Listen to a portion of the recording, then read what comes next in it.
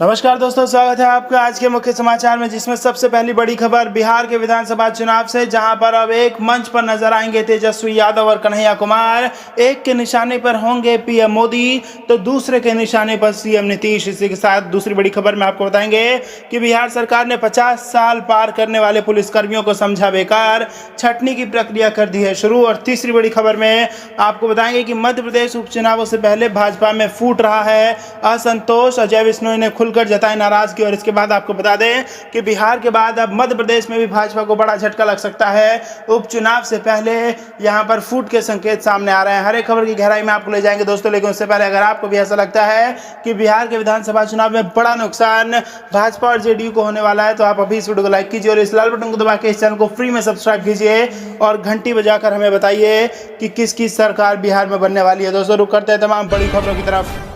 अब एक मंच पर नजर आएंगे तेजस्वी और कन्हैया। एक के निशाने पर होंगे पीएम मोदी तो दूसरे के सीएम नीतीश। जी हां दोस्तों, आरजेडी के साथ बिहार के वाम दलों की बुधवार को हुई मीटिंग में सहमति बनी कि आरजेडी, कांग्रेस, सभी वाम दल व अन्य लोकतांत्रिक दल साथ मिलकर सभी 243 सीटों पर चुनाव लड़ेंगे। हालांकि सीटों की संख्या को लेकर सवाल बरकरार है। राजनीतिक जानकार बताते हैं कि बिहार में वाम दलों का महागठबंधन में शामिल होना विधानसभा चुनाव के मद्देनजर बड़ा फैसला है। राष्ट्रीय जनता दल, भारतीय कम्युनिस्ट पार्टी और मार्क्सवादी कम्युनिस्ट पार्टी के साथ होने का मतलब सिर्फ सांगठनिक ताकत और जनाधार में ही इजाफा के तौर नहीं देखा जाना चाहिए, इसके एक और राजनीतिक मायने भी हैं। दरअसल इस डील के साथ ही यह तय हो गया है कि प्रदेश के दो युवा नेता तेजस्वी यादव और कन्हैया कुमार एक मंच पर आ जाएंगे। दरअसल हाल ही के दिनों में जेएनयू छात्र संघ के पूर्व अध्यक्ष कन्हैया कुमार की तुलना लालू प्रसाद यादव की राजनीतिक विरासत संभाल रहे पूर्व डिप्टी सीएम तेजस्वी यादव से की जाती रही है। तथ्य यह भी है कि विपक्ष के दोनों नेता युवा हैं, लगभग हम उम्र भी हैं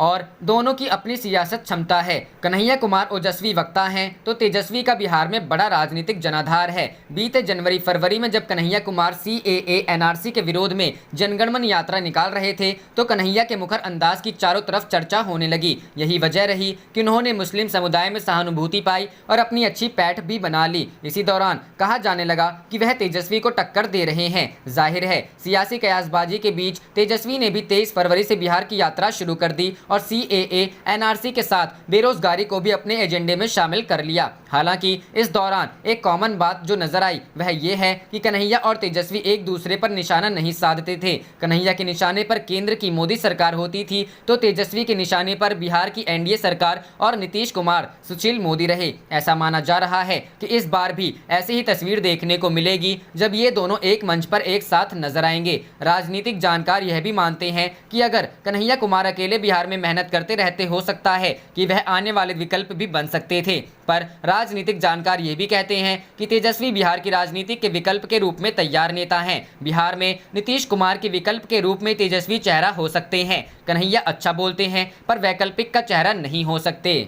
रुख करते हैं अगली खबर की तरफ। बिहार सरकार ने 50 साल पार करने वाले पुलिसकर्मियों को समझा बेकार, छटनी की प्रक्रिया शुरू। जी हां दोस्तों, बिहार पुलिस में अगर आप काम करते हैं और आपकी उम्र 50 साल पार कर गई है तो बिहार सरकार की नज़र में आप बेकार हैं। आपकी छटनी जल्द ही होने वाली है। इस आदेश के बाद पुलिस महकमे में हड़कंप मच गया है। सरकार के आदेश का बिहार पुलिस एसोसिएशन ने विरोध किया है। सरकार का आदेश नहीं, ये है तुगलकी फरमान। एसोसिएशन के अध्यक्ष मृत्युंजय कुमार सिंह ने कहा कि पुलिस विभाग में सरकार के आदेश के तहत पत्र निर्गत करके 50 साल से अधिक उम्र अनुभवी पुलिसकर्मियों को अयोग्य घोषित करके सेवा से हटाने का साजिश हो रहा है। इस तरह का आदेश तुगलकी आदेश कर रहे हैं। वरीय अधिकारी इस तरह के आदेश का नाजायज इस्तेमाल करेंगे। जब दिल करेगा या उनके जरूरत की पूर्ति नहीं हो पाएगी तो वैसे स्थिति में अयोग्य साबित करके सेवा से हटा देंगे। इस तरह के आदेश से किसी भी वरीय के अधीन कार्य कर रहे कर्मी का आर्थिक और मानसिक शोषण होगा। सरकार द्वारा लिए गए निर्णय के आलोक में समादेष्टा स्तर से इस तरह 50 साल से ज्यादा उम्र के कर्मियों को छटनी की प्रक्रिया प्रारंभ की गई है, जो कदापि स्वीकार्य नहीं होगा। रुख करते हैं अगली खबर की तरफ। मध्य प्रदेश उपचुनावों से पहले भाजपा में फूट रहा असंतोष, अजय बिश्नोई ने खुलकर जताई नाराजगी। जी हां दोस्तों, मध्य प्रदेश में 27 विधानसभा क्षेत्रों में होने वाले उपचुनाव से पहले कांग्रेस में जहां दल बदल का सिलसिला जारी है तो वहीं भाजपा में भी असंतोष का माहौल बना हुआ है। ऐसे में पार्टी के असंतुष्ट नेता अब विधानसभा अध्यक्ष, उपाध्यक्ष, महाकौशल या विंध्य इलाके से बनाने की मांग उठा रहे हैं। ये नेता अपनी नाराजगी खुलकर जता रहे हैं और इस मांग को संगठन तक पहुंचा चुके हैं। सिंधिया के कांग्रेस छोड़कर भाजपा में आने से भाजपा सरकार तो बन गई, लेकिन पार्टी के कदावर नेता पीछे रह गए। सिंधिया अपने कई साथ नेताओं और कार्यकर्ताओं की फौज लेकर भाजपा में आए हैं। ऐसे में भाजपा ने अपने कई कदावर नेताओं को दरकिनार कर दिया, जिस कारण भाजपा के असंतोष फूट रहा है। नया मामला विधानसभा अध्यक्ष उपाध्यक्ष के लिए सामने आया है। इसके नाम को लेकर अब घमासान तेज हो गया है। इस मामले में जबलपुर संभाग से आने वाले पूर्व मंत्री और विधायक अजय विश्नोई की नाराजगी उभर कर आई है।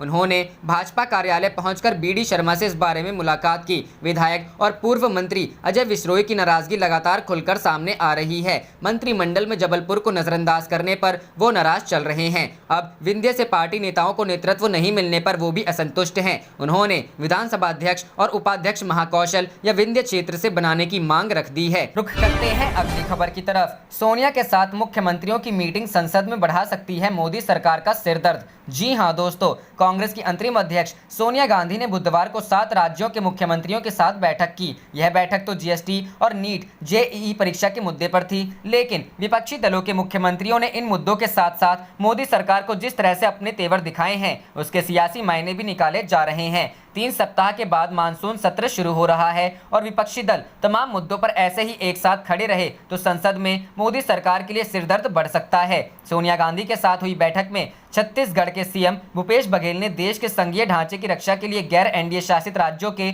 मुख्यमंत्रियों से सामूहिक लड़ाई लड़ने का आह्वान किया है। वहीं महाराष्ट्र के सीएम उद्धव ठाकरे ने कहा कि हमें फैसला करना चाहिए कि हमें केंद्र सरकार से डरना है या लड़ना है। कांग्रेस के साथ मंच शेयर करने से अक्सर परहेज करने वाली पश्चिम बंगाल की मुख्यमंत्री ममता बनर्जी के तेवर भी नरम दिखाई दिए। ममता बनर्जी ने पूर्व प्रधानमंत्री राजीव गांधी के बहाने मोदी सरकार पर निशाना साधा। बता दें कि संसद का मानसून सत्र 14 सितंबर से शुरू होने की संभावना है। कोरोना महामारी के बीच होने जा रहा यह सत्र काफी हंगामेदार होने की संभावना है। कोरोना संक्रमण, देश की आर्थिक स्थिति, लद्दाख की गलवान घाटी में भारत और चीन के सैनिकों के बीच झड़प जैसे मुद्दों पर मोदी सरकार को विपक्ष के विरोध का सामना करना पड़ सकता है। रुख करते हैं अगली खबर की तरफ। गोरखपुर पीडब्ल्यूडी इंजीनियर को लेकर बीजेपी एमएलए और सांसद रवि किशन में घमासान तेज, गुटबाजी आई सामने। जी हां दोस्तों, नगर बीजेपी विधायक और सांसद की गुटबाजी खुलकर सामने आ गई है। सोशल मीडिया पर जमकर वार हो रहे हैं। इस झगड़े का कारण पीडब्ल्यूडी विभाग का एक सहायक अभियंता के सिंह है, जिस पर भ्रष्टाचार का आरोप लगाते हुए उसके खिलाफ डिप्टी सीएम केशव मौर्य से नगर विधायक राधा मोहन दास अग्रवाल ने शिकायत कर दी। इधर इंजीनियर के पक्ष में बीजेपी सांसद और रवि किशन और अन्य विधायक भी आ गए। ये है मामला। दरअसल देवरिया रोड पर सिंगड़िया के पास पिछले साल तक बारिश के महीने में रोड पर पानी भर जाता था, जिससे आने जाने में लोगों को परेशानी होती थी। रवि किशन जब सांसद बने तो उन्होंने इस समस्या का समाधान करने के लिए पीडब्ल्यूडी विभाग से बात की और सड़क को ऊंचा करवा दिया, जिससे सड़क पर इस बार बारिश में पानी नहीं भरा। पर सड़क की ऊंचाई बढ़ा देने से अगल बगल की कॉलोनी में जलभराव की स्थिति पैदा हो गई। विधानसभा में उठा मुद्दा इसी बात को सदर विधायक राधा मोहन दास अग्रवाल ने विधानसभा सत्र में उठा दिया और डिप्टी सीएम केशव मौर्य से मिलकर कार्रवाई की मांग की। डिप्टी सीएम ने इंजीनियर को लखनऊ अटैच करने का आश्वासन दिया, जिसके बाद पीडब्ल्यूडी इंजीनियर सहायक अभियंता के सिंह के पक्ष में सबसे पहले सांसद रवि किशन ने चिट्ठी लिखी। उन्होंने डिप्टी सीएम केशव मौर्य को चिट्ठी लिखते हुए कहा कि के सिंह मेहनती, लगनशील और तकनीकी रूप से दक्ष अभियंता हैं। इनके अथक प्रयासों से गोरखपुर देवरिया 4 लेन का काम तेजी से चल रहा है। इनके लखनऊ अटैच करने पर मेरी क्षेत्र का विकास कार्य प्रभावित होगा। उसके बाद ग्रामीण विधायक, सहजनवा विधायक, पिपराइच विधायक ने डिप्टी सीएम केशव मौर्य को चिट्ठी लिखी। इन विधायकों ने भी लिखा कि अगर के सिंह का ट्रांसफर कर दिया जाता है तो उनके विधानसभा क्षेत्र का विकास कार्य प्रभावित होगा। इसके बाद सदर विधायक राधा मोहन दास अग्रवाल के पक्ष में बांसगांव सांसद कमलेश पासवान ने भी फेसबुक पर पोस्ट लिख दी, जिसमें लिखा कि डॉक्टर राधा मोहन दास अग्रवाल जी, भ्रष्टाचार के खिलाफ लड़ाई में मैं आपके साथ खड़ा हूं और हम सब जानते हैं कि हमारे क्षेत्रों में जो भी विकास कार्य हो रहे हैं उनकी क्या गुणवत्ता है। हालांकि अभी कोई भी पक्ष कैमरे के सामने बोलने के लिए आगे नहीं आ रहा है, पर जिस तरह से सोशल मीडिया पर लड़ाई चल रही है उससे तो तय है कि आने वाले समय में ये जंग और भी रोचक होगी, वो भी एक सहायक अभियंता के नाम पर।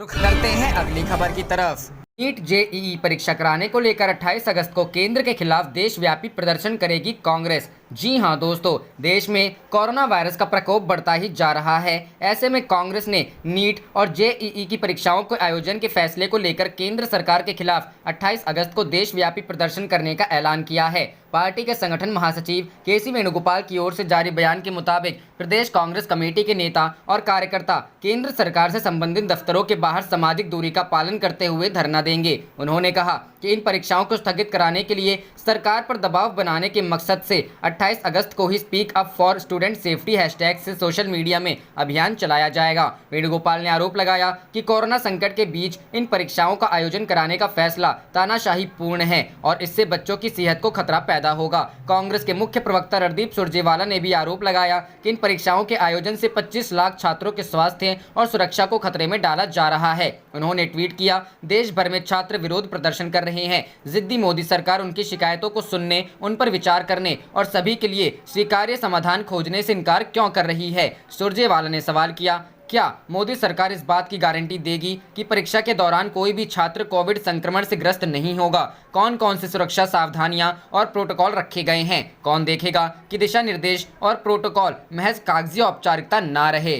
रुख करते हैं अगली खबर की तरफ। कोरोना वैक्सीन को लेकर राहुल गांधी ने साधा मोदी सरकार पर निशाना, कहा केंद्र की लापरवाही चिंताजनक। जी हां दोस्तों, देश में कोरोना वायरस का कहर लगातार बढ़ता ही जा रहा है। ऐसे में महामारी को लेकर कांग्रेस के पूर्व अध्यक्ष राहुल गांधी ने एक बार फिर केंद्र की मोदी सरकार पर निशाना साधा है। उन्होंने ट्वीट कर कहा, एक निष्पक्ष और समावेशी कोविड-19 वैक्सीन पहुंच की रणनीति अब तक होनी चाहिए थी, लेकिन अभी भी इसके कोई संकेत नहीं है। ऐसे में केंद्र सरकार की लापरवाही चिंताजनक है। राहुल गांधी लंबे समय से न सिर्फ देश में फैली कोरोना महामारी को लेकर बल्कि अर्थव्यवस्था और भारत चीन सीमा विवाद जैसे गंभीर मुद्दों पर ट्वीट कर कभी सुझाव देते तो कभी सवाल उठाते नजर आते हैं। इससे पहले उन्होंने कोरोना वैक्सीन को लेकर एक ट्वीट कर कहा था, भारत कोरोना वैक्सीन उत्पादक देशों में से एक होगा। उन्होंने कहा, भारत सरकार को टीके के इस्तेमाल व इसके वितरण को लेकर अभी से तैयारी शुरू कर देनी चाहिए। इसके अलावा राहुल गांधी ने कोरोना संकट में आयोजित होने जा रही जेईई और नीट की परीक्षा में बैठने वाले छात्रों को लेकर ट्वीट कर कहा,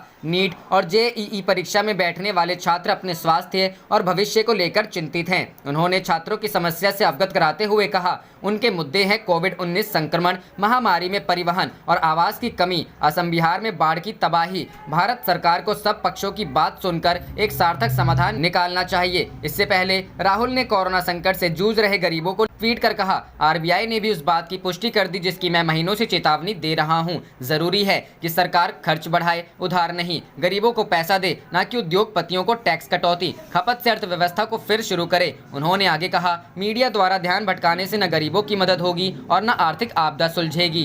रुख करते हैं अगली खबर की तरफ। जान के बदले एग्जाम नहीं, अखिलेश यादव ने भाजपा सरकार को लिखा पत्र, कही ये बात। जी हां दोस्तों, नीट और जेईई की परीक्षा आयोजन के समर्थन में जहां भाजपा की ओर से तर्क दिए जा रहे हैं, वहीं विपक्ष ने इसे विरोध का मुद्दा बना लिया है। समाजवादी पार्टी के राष्ट्रीय अध्यक्ष अखिलेश यादव ने बृहस्पतिवार को भाजपा के खिलाफ खुला पत्र लिखकर ऐलान कर दिया कि जान के बदले एग्जाम नहीं चलेगा। समाजवादी पार्टी के प्रमुख अखिलेश यादव ने सुबह सबसे पहले सोशल मीडिया में टिप्पणी करते हुए कहा कि जान के बदले एग्जाम नहीं चलेगा, नहीं चलेगा। इसके बाद उन्होंने परीक्षार्थियों और अभिभावकों के समर्थन में एक खुला पत्र जारी किया। पत्र में उन्होंने भारतीय जनता पार्टी और केंद्र सरकार के जेईई व नीट परीक्षा आयोजन के फैसले का खुलकर विरोध किया है। अपने पत्र में उन्होंने लिखा कि अगर भाजपा को लगता है कि परीक्षार्थियों और अभिभावकों की मांग को दरकिनार कर वह जानलेवा एग्जाम करवा रही है, तो परीक्षा केंद्रों के बाहर वह अपने कैबिनेट मंत्री, सांसद और विधायक तैनात करें। साथ ही विद्यार्थियों के आने जाने, खाने पीने और ठहरने का प्रबंध वैसे ही करें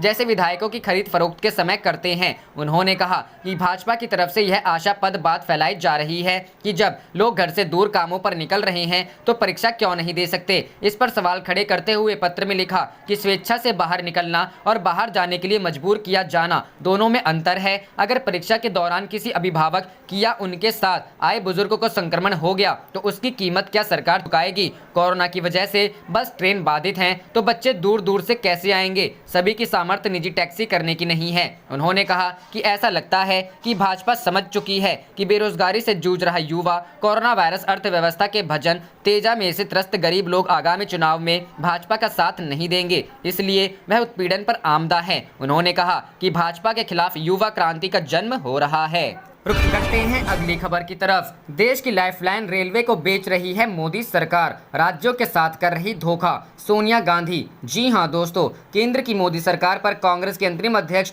सोनिया गांधी ने सार्वजनिक संपत्तियों को बेचने का आरोप लगाया है। उन्होंने कहा है कि जिन संपत्तियों को बनाने में दशकों लगे, उन्हें मोदी सरकार एक झटके में बेच देना चाहती है। इस बारे में सोनिया गांधी ने एक वीडियो जारी किया है, जिसमें उन्होंने मोदी सरकार पर आरोप लगाए हैं कि वो अब देश की लाइफलाइन कही जाने वाली रेलवे का भी निजीकरण करने जा रही है। सोनिया गांधी ने कहा है कि दशकों में बनाई गई देश की सार्वजनिक क्षेत्र की संपत्तियां अब बेची जा रही हैं। कुछ राज्य सरकारों ने अपना विरोध व्यक्त भी किया है। 6 हवाई अड्डों को प्राइवेट किया जा रहा है, जबकि देश की लाइफलाइन रेलवे का भी निजी हाथों में सौंपा जा रहा है। बताते चले कि लखनऊ, जयपुर, गुवाहाटी, अहमदाबाद, तिरुवनंतपुरम और मैंगलोर को निजी कर दिया गया है। इसके साथ ही सोनिया गांधी ने जीएसटी मुद्दे को लेकर भी सरकार को चेताया है। सोनिया ने कहा कि जीएसटी मुआवजा देना भी एक बड़ा मुद्दा है। उन्होंने कहा कि कानून के अनुसार समय पर राज्यों को जीएसटी मुआवजा दिया जाना चाहिए, लेकिन ऐसा नहीं हो रहा है। केंद्र सरकार के पास राज्यों का जीएसटी बकाया ज्यादा है, जिससे कई राज्यों की हालत खराब हो गई है।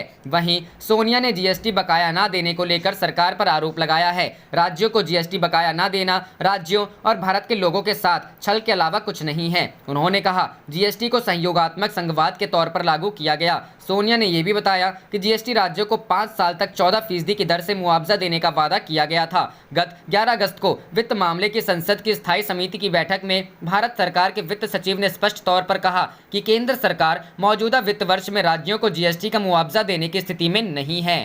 रुक करते हैं अगली खबर की तरफ। कोरोना संकट में जरूरी मुद्दों को दरकिनार कर बीजेपी का ध्यान विपक्षी दलों की सरकार गिराने पर, अशोक गहलोत। जी हां दोस्तों, देश में कोरोना महामारी का प्रकोप बढ़ता जा रहा है। ऐसे में राजस्थान के मुख्यमंत्री अशोक गहलोत ने बीजेपी पर विपक्षी दलों की सरकार गिराने का बड़ा आरोप लगाया है। उन्होंने कहा इस संकट के समय में भी भाजपा सरकार का ध्यान दूसरे राज्यों की सरकारें गिराने की तरफ है। अंतर्राष्ट्रीय स्तर पर कच्चे तेल की गिरती कीमतों के बावजूद पेट्रोल के दाम बढ़ रहे हैं। हमें ऐसे मुद्दों पर चलकर लड़ाई लड़नी पड़ेगी। सीएम गहलोत ने 7 राज्यों के मुख्यमंत्रियों के साथ कांग्रेस अध्यक्ष सोनिया गांधी से वीडियो कॉन्फ्रेंस के जरिए बात की। कोरोना महामारी के चलते राज्यों की बिगड़ती आर्थिक स्थिति पर चिंता जताते हुए उन्होंने सोनिया गांधी को इसे बड़ा मुद्दा बनाने की भी सलाह दी। उन्होंने कहा कि इस मुद्दे पर उन्हें मुख्यमंत्रियों के साथ राष्ट्रपति या प्रधानमंत्री से बात करनी चाहिए। उन्होंने आगे कहा हमें ऐसे मुद्दों पर चलकर लड़ाई लड़नी पड़ेगी। जब तक हम मुद्दा नहीं बनाएंगे, केंद्र ध्यान देने वाली नहीं है। स्थिति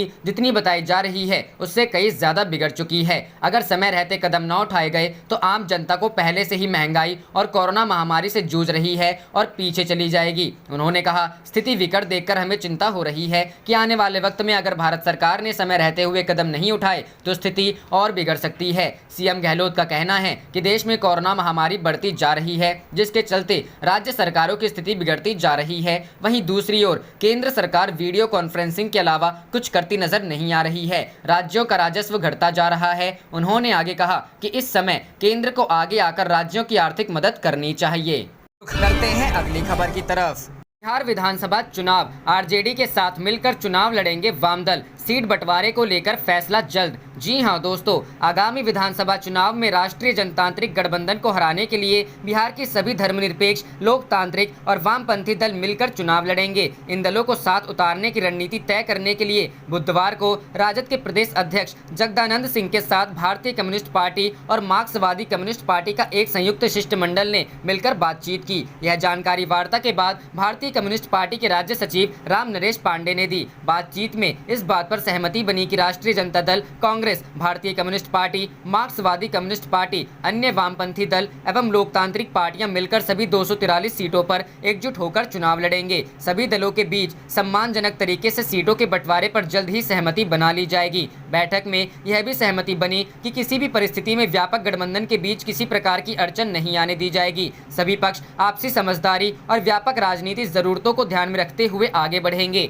रुक करते हैं अगली खबर की तरफ। बिहार एनडीए में कई सीटों को लेकर फंसा पेच, जेडीयू बीजेपी दोनों ही ठोक रही दावा। जी हां दोस्तों, बिहार में इस साल होने वाले विधानसभा चुनाव को लेकर अब सभी राजनीतिक दल चुनावी मैदान में उतरने के लिए अपनी रणनीति को अंतिम रूप देने में जुटे हैं। फिलहाल तो कई सीटों पर बीजेपी जेडीयू के बीच मामला फंस गया है। पालीगंज और दीघा सीट, दोनों ही सीटों पर जेडीयू और बीजेपी दावा ठोक रहे हैं। दीघा से बीजेपी विधायक संजीव चौरसिया ने कहा है कि मैंने क्षेत्र की जनता की लगातार सेवा की है, सीट को को लेकर कोई असमंजस नहीं है। वहीं दीघा सीट से जेडीयू के दावेदार और प्रवक्ता राजीव रंजन ने कहा है कि दीघा विधानसभा भी बाकी 243 सीटों की तरह ही है। जब सीटों को लेकर बातचीत होगी तो एनडीए दीघा पर भी चर्चा करेगा। सामूहिक रूप से जो फैसला होगा वही सर्वमान्य होगा। साथ ही जेडीयू नेता मंत्री महेश्वर हजारी ने कहा है कि सीटों को लेकर एनडीए में कहीं कोई परेशानी नहीं है। जब साथ मिलकर चुनाव लड़ रहे हैं तो 1-2 सीटों से कोई फर्क नहीं पड़ता। जब साथ मिलकर बैठेंगे तो सभी समस्या का समाधान हो जाएगा। बिहार के दोनों गठबंधन, राष्ट्रीय जनतांत्रिक गठबंधन और विपक्षी दल के महागठबंधन में शामिल घटक दलों के बीच सीट बंटवारे को लेकर अभी तक समझौता नहीं हुआ है, लेकिन इतना तय माना जा रहा है कि पिछले चुनाव की तुलना में इस बार चुनाव के परिदृश्य बदलने के बाद सीट बंटवारे को लेकर किसी दल को घाटा उठाना पड़ेगा तो किसी को इसका लाभ भी मिल सकता है। आप देख रहे थे आपका अपना चैनल जय हिंद जय भारत।